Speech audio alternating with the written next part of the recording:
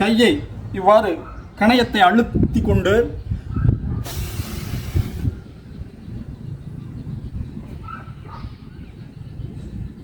உங்களால் எவ்வளவு முடியுமோ அவ்வளவு நேரம் வையுங்கள். இப்படி பத்மாசனத்திலும் செய்யலாம். இவ்வாறு ஒரு 15 நிமிடம் காலையில் இந்த பயிற்சியை செய்து வந்தால் சுகர் பார்டரில் இருக்கு இல்லையா, அவங்களுக்கு சுகர் வராது, சுகர் கட்டுப்படுத்தப்படும்.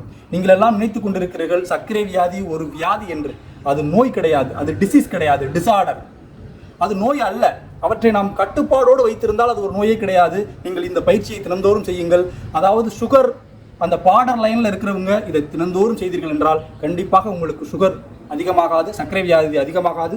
நீங்கள் கணையத்தை அழுத்துவதால் இன்சுலின் நன்றாக சுரக்கும். இன்சுலின் சரியாக சுரந்தால் சர்க்கரை வியாதி யாருக்கும் வரப்போவதில்லை. இந்த பதிவு கண்டிப்பாக உங்களுக்கு பிடித்திருந்தால் உங்கள் உறவுகளுக்கும் உங்களது நண்பர்களுக்கும் பகிருங்கள். நாம் ஆரோக்கியமான மனிதர்களை உருவாக்குவோம். நன்றி.